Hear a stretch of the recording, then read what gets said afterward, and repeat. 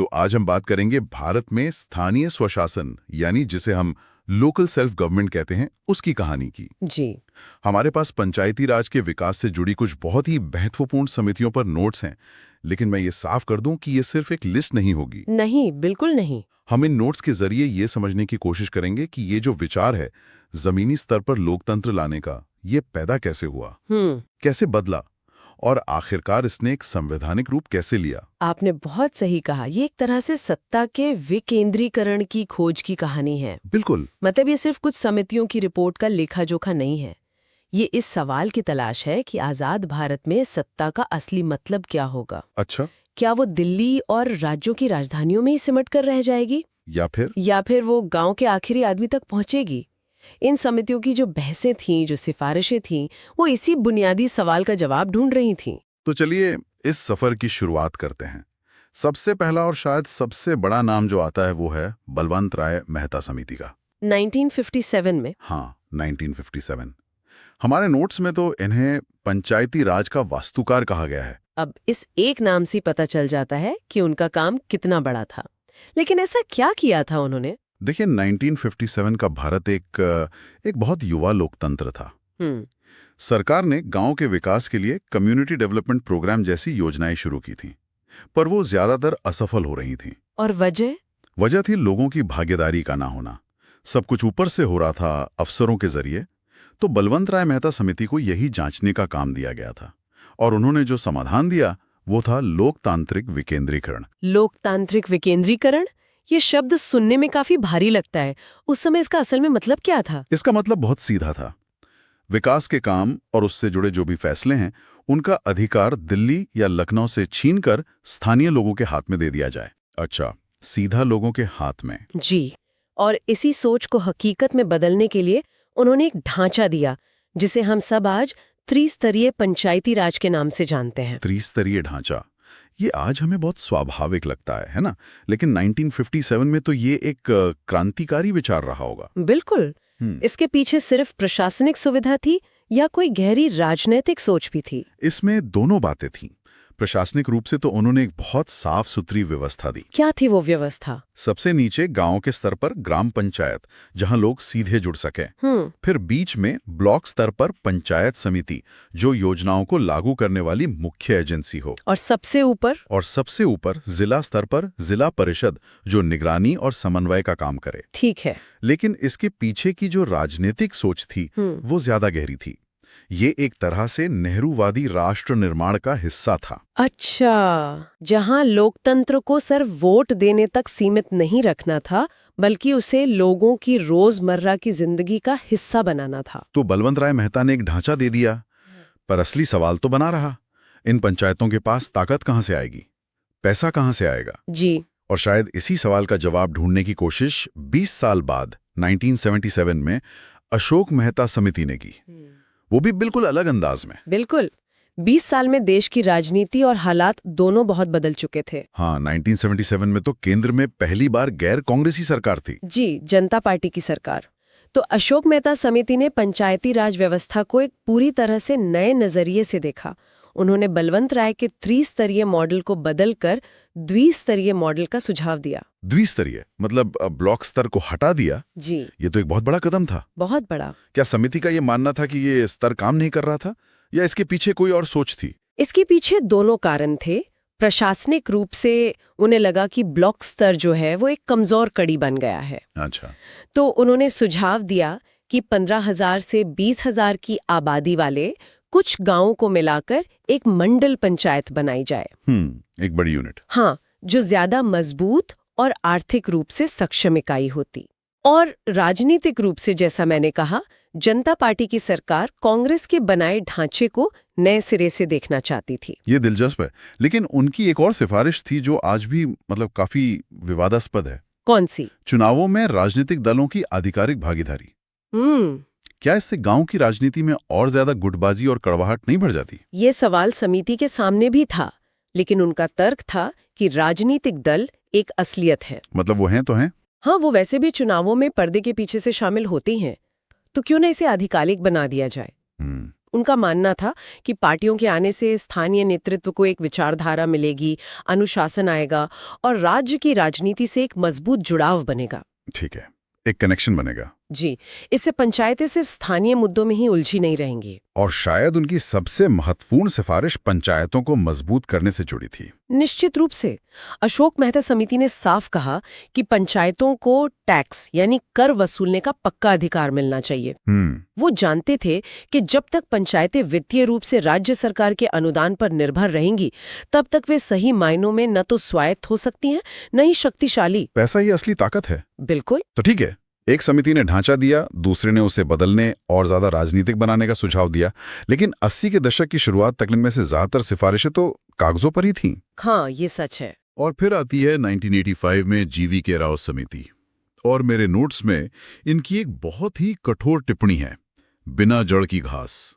जब मैंने ये पढ़ा तो मैं हैरान रह गया। ये टिप्पणी उस समय की जमीनी हकीकत को बिल्कुल सही बयान करती है। अच्छा। हुआ ये कि अशोक मेहता समिति की सिफारिशें तो लागू हो नहीं पाई, और जो पुराना ढांचा था उसमें पंचायतें पूरी तरह से नौकरशाही के चंगुल में फंस चुकी थीं। मतलब अफसरशाही हावी हो गई पूरी तरह। विकास के सारे फैसले बीडीओ यानी ब्लॉक डेवलपमेंट ऑफिसर और जिला कलेक्टर जैसे अफसर ले रहे थे। चुने हुए प्रतिनिधियों की कोई सुनता ही नहीं था। इसीलिए राव समिति ने कहा कि पंचायती राज एक ऐसी घास की तरह है जो दिख तो रही है, पर उसकी जड़ें मतलब असली शक्तियां जमीन में है ही नहीं। उसे कभी भी उखाड़ा जा सकता है। बिल्कुल। तो इस समस्या को दूर करने के लिए उन्होंने क्या समाधान सुझाया? क्या उन्होंने गांव या ब्लॉक स्तर पर ज्यादा ताकत देने की बात की? यहीं पर उनकी सोच थोड़ी अलग थी। उन्होंने कहा कि असली जड़ें जिला स्तर पर लगानी होंगी। जिला स्तर पर? जी। उन्होंने जिला परिषद को योजना और विकास की मुख्य इकाई बनाने की सिफारिश की। असल में वो डिस्ट्रिक्ट लेवल प्लानिंग के कॉन्सेप्ट को मजबूत कर रहे थे। मतलब ये कि जिला परिषद सिर्फ एक सलाहकार बॉडी न रहे, बल्कि विकास के लिए बजट और योजनाओं को मंजूरी देने वाली मुख्य संस्था बने। ये तो एक तरह से सत्ता का विकेंद्रीकरण करने के बजाय उसे राज्य से हटाकर सिर्फ जिले पर केंद्रित करना नहीं हुआ? ये एक बहुत अच्छा सवाल है, और आलोचक यही कहते भी हैं कि ये विकेंद्रीकरण के मूल सिद्धांत के थोड़ा खिलाफ था। तो फिर उनका तर्क क्या था? समिति का तर्क था कि जिला एक ऐसी इकाई है जहां विशेषज्ञता और संसाधन दोनों मौजूद होते हैं। गांव या ब्लॉक स्तर पर प्रभावी योजना बनाना मुश्किल है। ये बात भी सही है। इसलिए योजना जिला स्तर पर बने और उसे लागू करने का काम पंचायत समिति और ग्राम पंचायतें करे। ये एक तरह का मिला-जुला मॉडल था। ठीक है, तो अब तक सारी बहस ढांचे, राजनीति और शक्तियों के इर्द गिर्द घूम रही थी, लेकिन 1986 में इसके ठीक एक साल बाद राजीव गांधी सरकार ने एलएम सिंघवी समिति बनाई, और इसने एक ऐसा आइडिया दिया जिसने पूरी बाजी ही पलट दी। बिल्कुल। एलएम सिंघवी समिति की सिफारिश इस पूरी यात्रा का सबसे महत्वपूर्ण मोड़ थी। वो क्या थी? उन्होंने कहा कि पंचायतों की समस्या ढांचे या शक्तियों की कमी से ज्यादा उनकी वैधता और सुरक्षा की है, और इसका एक ही समाधान है। क्या? पंचायतों को संवैधानिक दर्जा देना। संवैधानिक दर्जा? इसका मतलब क्या था? ये सिर्फ एक कानूनी शब्द से तो कहीं ज्यादा रहा होगा। ये जमीन आसमान का फर्क था। इसका मतलब था कि पंचायतों का अस्तित्व अब किसी राज्य सरकार के कानून या आदेश पर निर्भर नहीं करेगा। अच्छा। उन्हें भारत के संविधान में जगह दी जाएगी, ठीक वैसे ही जैसे संसद या विधानसभाओं को दी गई है। ओह, तो ये तो एक बहुत बड़ा कदम था। या न होना राज्य सरकार की मर्जी पर निर्भर नहीं रहेगा। नहीं, ये संविधान का एक अनिवार्य हिस्सा बन जाएगा। ये तो सच में गेम चेंजर था। यही वो शील्ड थी जिसकी पंचायतों को जरूरत थी। संवैधानिक दर्जे का मतलब था हर 5 साल में नियमित चुनाव करवाना अनिवार्य होगा, जिसके लिए एक स्वतंत्र राज्य चुनाव आयोग बनेगा, आर्टिकल 243 के तहत। और पैसों का क्या? पंचायतों को कितना पैसा देना है ये तय करने के लिए हर 5 साल में एक राज्य वित्त आयोग बनेगा, आर्टिकल 243 के तहत। अच्छा। ये पंचायतों को मनमानी से बचाता और उन्हें असली अधिकार और सुरक्षा देता। सिंघवी समिति ने ही न्याय पंचायतों की भी बात की थी, ताकि छोटे-मोटे झगड़े गांव में ही सुलझ जाएं। तो सिंघवी समिति ने संवैधानिक दर्जे का दरवाजा खोल दिया था। अब बस उस दरवाजे से एक ठोस कानून को बाहर लाना था। जी। और ये काम 1988 की 2 समितियों, पीके थुंगन और फिर वीएन गाडगिल समिति ने किया। सही कहा आपने। थुंगन समिति ने भी संवैधानिक दर्जे की बात को जोर शोर से दोहराया और 5 साल के निश्चित कार्यकाल का सुझाव दिया। लेकिन जो असली काम किया वो वीएन गाडगिल समिति ने किया। अच्छा। हमारे नोट्स में भी साफ लिखा है कि इसी समिति की सिफारिशों के आधार पर 73वां संविधान संशोधन अधिनियम का प्रारूप तैयार हुआ। ये उस पूरी बहस का निचोड़ थी। लेकिन ऐसा क्या खास था गाडगिल समिति की सिफारिशों में कि वही अंतिम कानून की नींव बनी? उन्होंने पिछली समितियों से अलग क्या कहा? उन्होंने कुछ अलग नहीं कहा, बल्कि उन्होंने सभी अच्छे विचारों को एक साथ पिरो दिया। जैसे संवैधानिक दर्जा, त्रिस्तरीय ढांचा, 5 साल का कार्यकाल।